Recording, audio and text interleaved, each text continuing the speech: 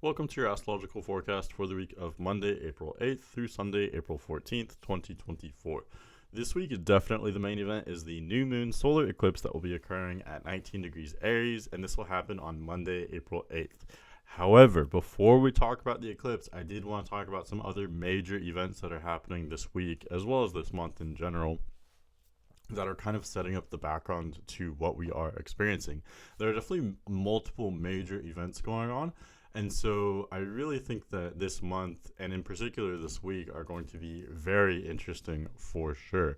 So let's talk about Mercury retrograde. Mercury is still retrograde, so just kind of keep that in the back of your mind that we are still experiencing this Mercury retrograde period for most of this month.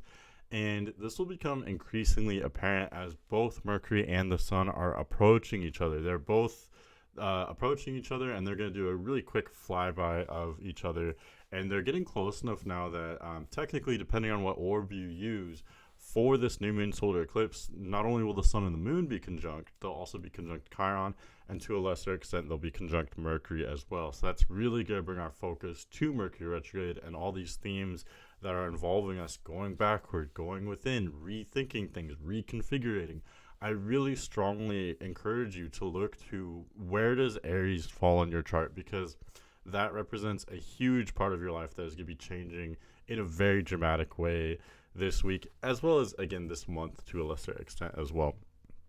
Okay, so not only do we have Mercury retrograde, we've got eclipse season, we also have the upcoming Jupiter-Uranus conjunction. The reason why I'm bringing it up this week, because technically it doesn't happen until next week. However, if you look at the chart, this is the chart for Monday, for example.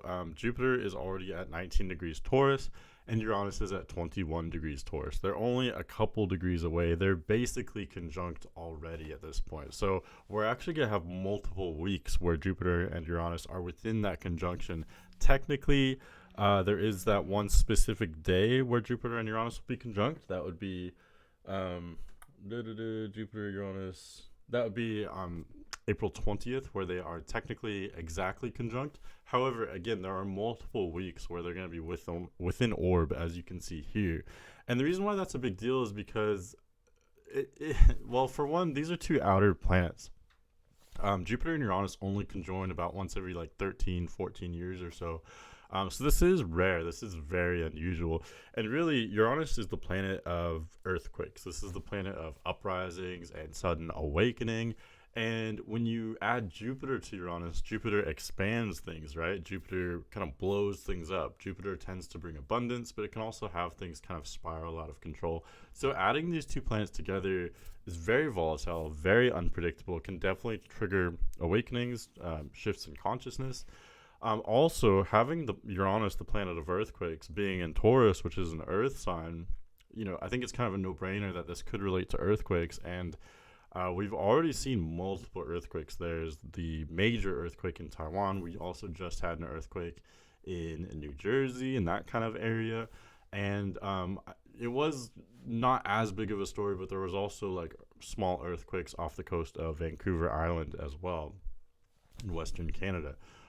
So really interesting that we're having multiple earthquakes, in preparation for this Jupiter-Uranus conjunction. So I just wanted to kind of just throw that out there at you, and it's something to kind of think about in the background. It's not just about the new moon solar eclipse. The new moon solar eclipse is a huge explosion in itself, but there are also all these other kind of bombs going off at the same time. So very exciting times. Okay, let's talk about the eclipse though. So I'm showing the map for this, the range of this eclipse where it will be exact. This is a total new moon solar eclipse. So this is a big one. This is going to be very precise, very exact. The entire sun will be blocked out during the day on Monday in these areas. And even if you live technically outside of this range, you may still be able to see at least a partial eclipse from your area. But it is very interesting because, as you can see, this is largely an American eclipse.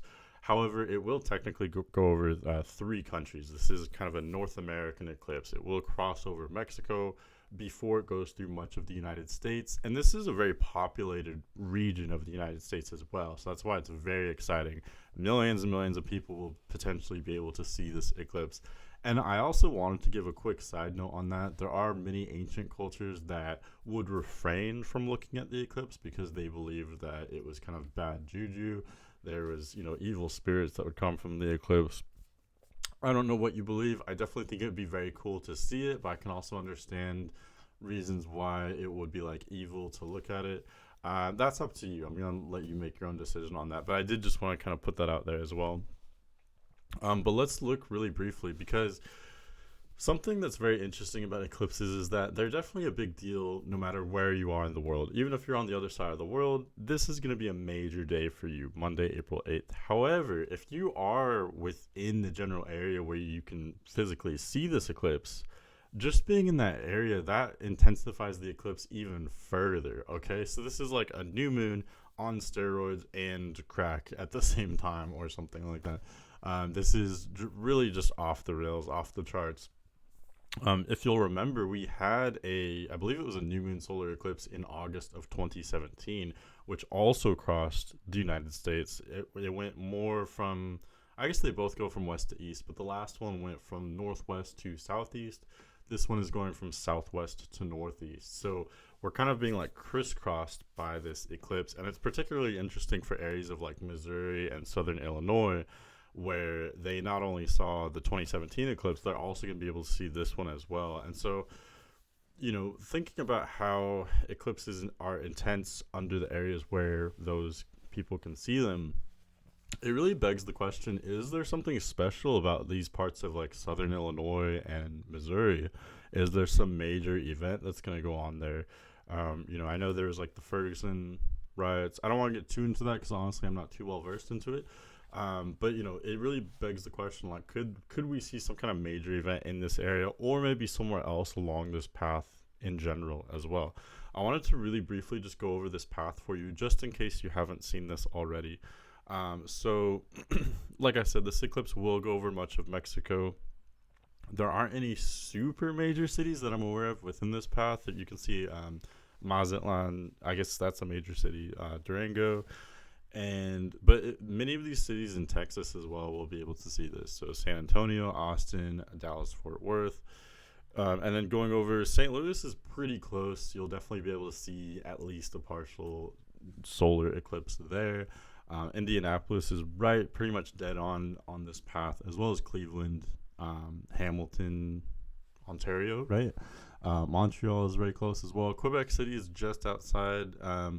And to a lesser extent, even major cities like New York, Washington, Chicago are, kind of just outside this range as well. So definitely just take note of that. Pittsburgh is very close to, so is Nashville and Houston and Oklahoma City. So that, like I said, huge areas that are very populated, very close to this eclipse. So very exciting. It's definitely something that we'll have to kind of wait and see to see just kind of what happens in general.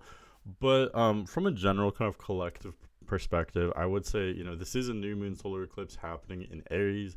A new moon is a beginning, and Aries is a beginning as well. So this is definitely kickstarting a huge new chapter for us. What that chapter looks like depends on your chart and how Aries relates to the rest of your chart. Where does Aries fall in your chart?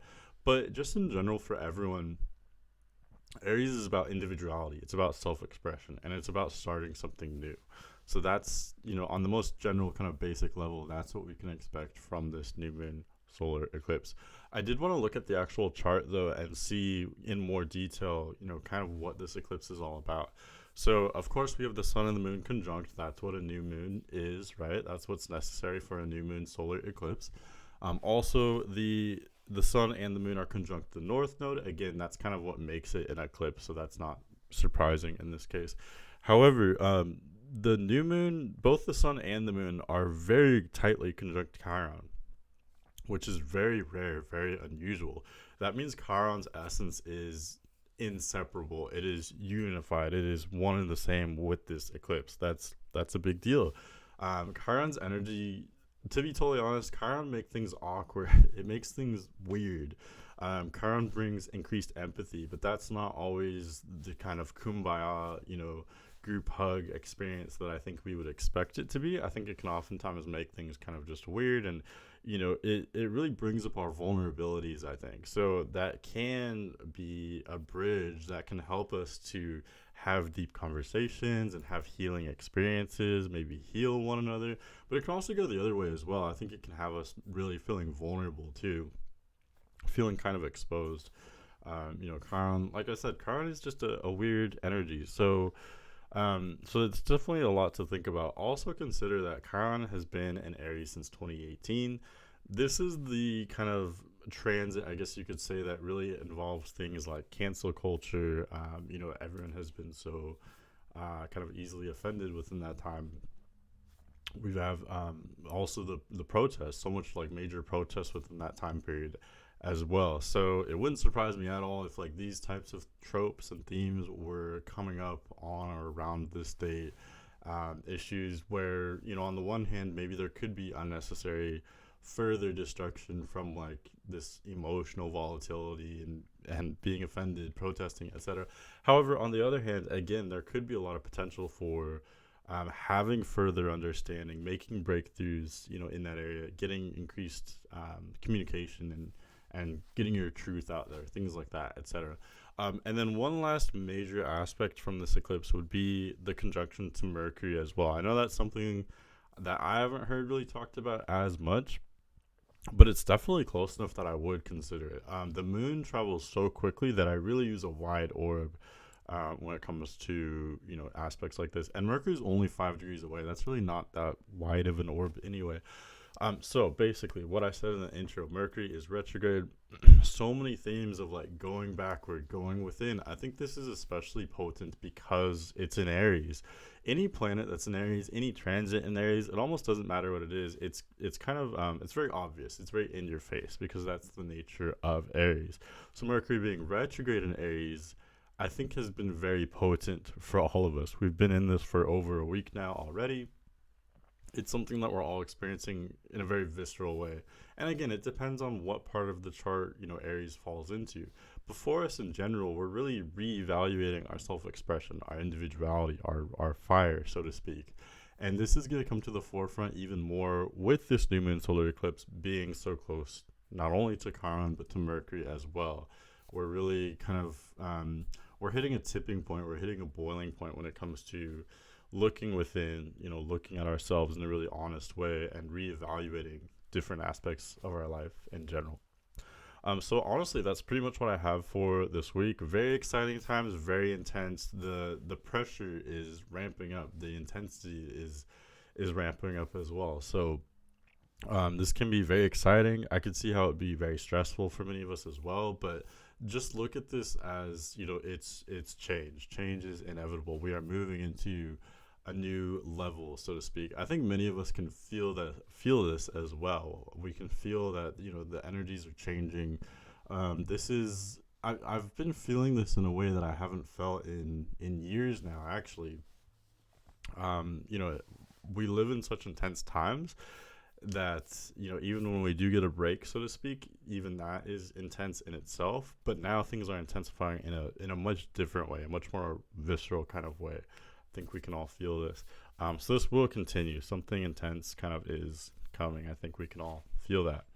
Okay, but that's pretty much what I have for you for this week. Definitely stay tuned next week because we've got some major events. Not only do we have a quarter moon, Sun enters Taurus next week, but also we've got that Jupiter-Uranus conjunction being exact next week as well. So lots to talk about, lots of changes. Thank you for watching. Have a great week, and I'll see you next week.